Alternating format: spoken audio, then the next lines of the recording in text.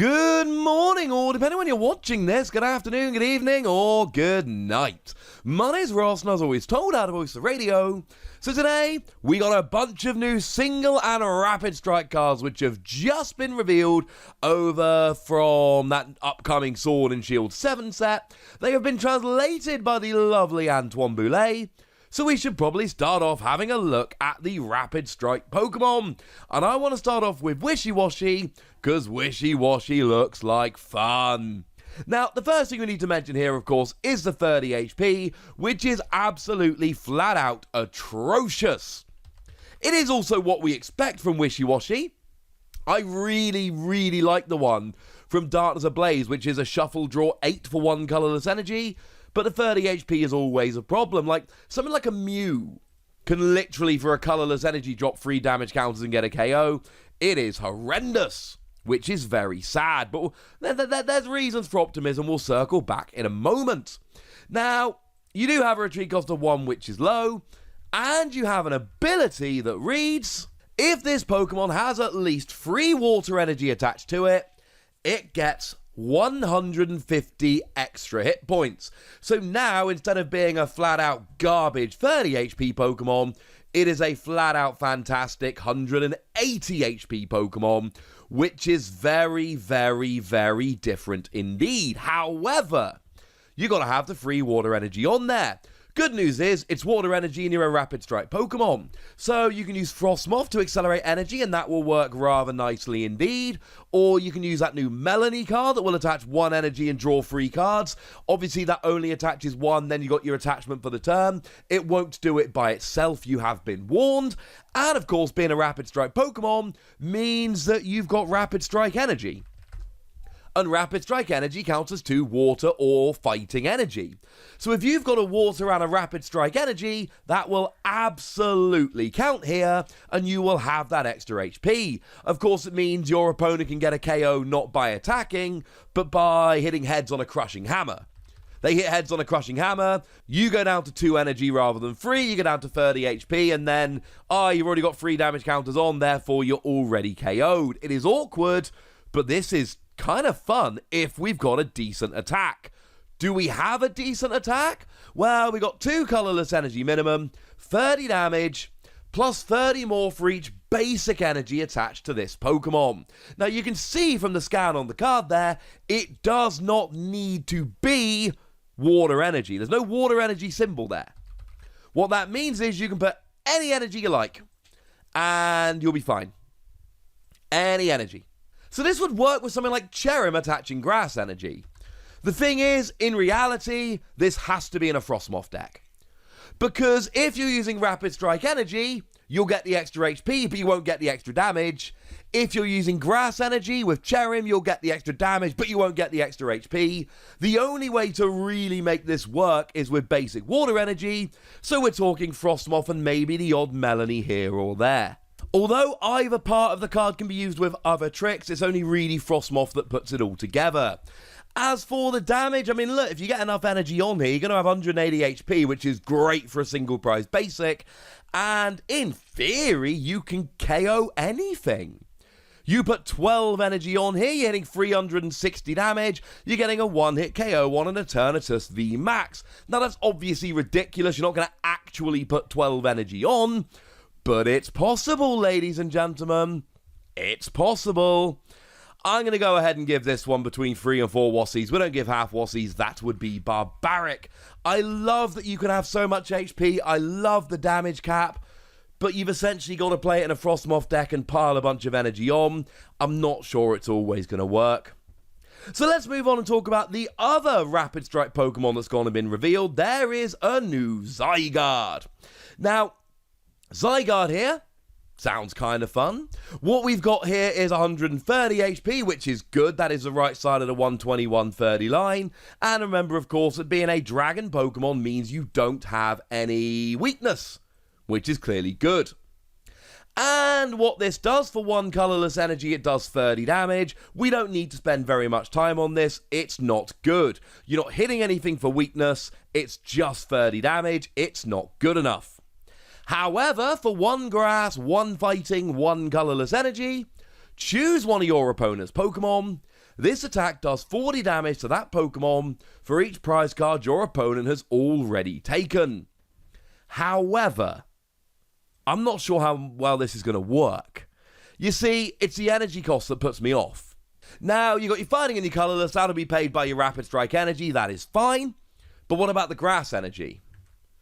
That's where it gets awkward. I mean, to be fair, you could play it with Cherim, but that's clearly a little bit silly. So it's that third energy which is a problem.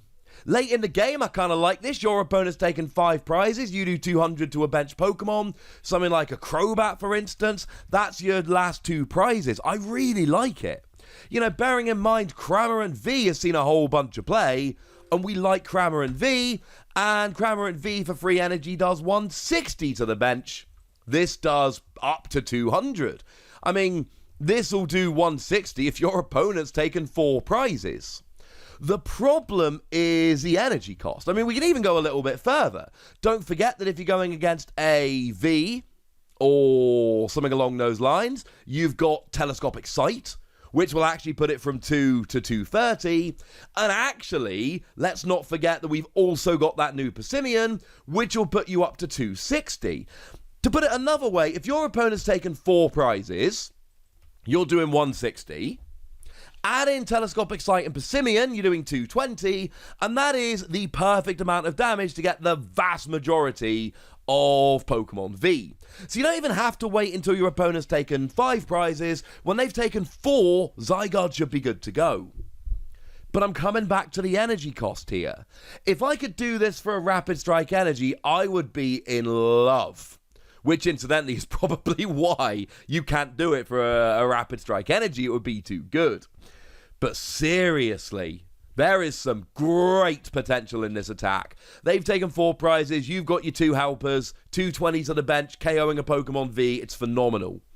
You've got to find a way to get that extra energy on there. And maybe you build it up over a couple of turns. Maybe it's an energy switch from one of your other Pokemon.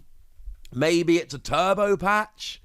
But then again, the fact that it's a grass energy is a little bit of an issue.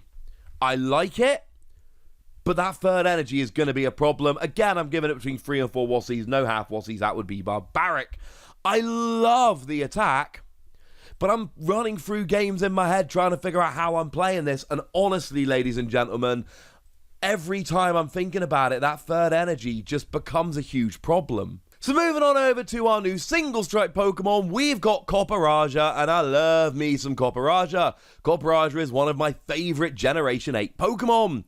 But is this one actually any good? Well, 190 HP on a stage 1 is frankly ridiculous. Like, for a single prize Pokemon, 190 HP is dumb. I mean, really, if you go and search on something like PKMNcards.com, and you search for all stage 1 Pokemon that have rares or holos, i.e. not chase cards, that have 190 HP or more, you've literally got a couple of Steelix, a bunch of Wailord, and Copperajah. Although, incidentally, the one from Darkness Ablaze also had 190, but it is only those 3 Pokemon that have ever actually been up to 190. It is clearly a ridiculous amount of HP, so that's quite good. Plus, of course, you are hitting weakness on that Ice Horse thing, which is quite nice. That is seeing a bunch of play right now, so it's nice to be hitting weakness on that. But do we actually have any good attacks to use? Well, free energy, 90 damage? No. To be honest with you, no. It's not good. It's too much for too little. Now, to be fair, in terms of the energy, you have got Twin Energy, and that's quite good. And you have got Metal Saucer, and that's quite good. So, I'm not worried about getting the energy on. This isn't Zygarde. Zygarde, great attack, too annoying to get the energy. Here, the energy's not a problem. The attack is. You know, I'm not getting a KO on Vs that are weak most of the time. It's not good enough. But, Metal, free colourless, 160, 30 to yourself. Yeah, I'll take that. And the reason I'll take it is I'm getting VMAXs that are weak. Let's go back to Ice Rider Calyrex VMAX. 320 HP. Oh, look. That is divided by 2, i.e. weakness, 160. Well, would you look at that, ladies and gentlemen? That's a perfect amount of damage. I'm not quite getting a KO on stuff like Crobat. I'm a little bit short. But this might be a good time to remind myself that I'm a single strike Pokemon. So I can use single strike energy, so I can get up to 180 pretty gosh darned easily. And obviously, usual rules apply here. If I'm using Karen's Conviction late in the game, I can easily be up to, well, maybe not easily, but I can be up to one-hit KOing VMAX territory here. And that's kind of my point. You know, your opponent's taken 5 prizes, you play Karen, that's 260. Add in free single strike energy, boom, there's 320, you're good to go. Obviously, you've got Houndoom to start accelerating that single strike energy. And between Houndoom, Twin Energy, Metal Saucer, this is not a particularly difficult attack to pay. It is still a lot, though. And I'm not so worried about getting it on there, but I am worried about what I lose when it goes down. Now, the fact you got 190 HP is great, but the fact that you take 30 damage yourself is not. But I still think there is potential here. 190 HP and you deal 160 and you hit a pretty nice weakness. I think there is a lot to like here. And between Houndoom and Metal Saucer and Twin Energy, you're on to a winner here. I'm worried it's a bit too much to put in one go, but this could be a nice little deck. I do think you would build around this, incidentally. I think trying to pop this into another single strike deck might be a bit awkward, but I think if you made this a deck by itself, you could have a really powerful single prize deck. I'm a fan. I'm giving it 4 wussies, and that's probably too high. I'm probably giving it a bump because I love Copperajah, and I don't even really care, honestly. So let's finish off talking about Slaking. Now, Slaking I like, and I love the Mitsuhiro Arita artwork. I like Arita, brilliant artist. But also, that new artist that did 3 cards previously is back doing Slack Off, and oh my goodness, I love this art. We saw this in a couple of cards that ended up in Chilling Reign. This is only the 4th card this particular artist has ever done. I am in love with this style. I think it's absolutely phenomenal. And I think I might be starting a collection of this artist's work, frankly. Because look how beautiful it is. But anyway, Slaking, is it any good? Well, we've got 180 HP, which is high. Doesn't look so high after we've looked at Copperajah, but that is still high. So that's good, although being colourless means you're not hitting for weakness, blah, blah, blah, etc. And we've got kind of an awkward ability. If there is any stadium in play, this Pokemon can't attack. That's not good. Like, that's really not good. That's not a good ability. That is, I mean, most abilities are things you take advantage of. This is an ability that you work around. And we don't want that.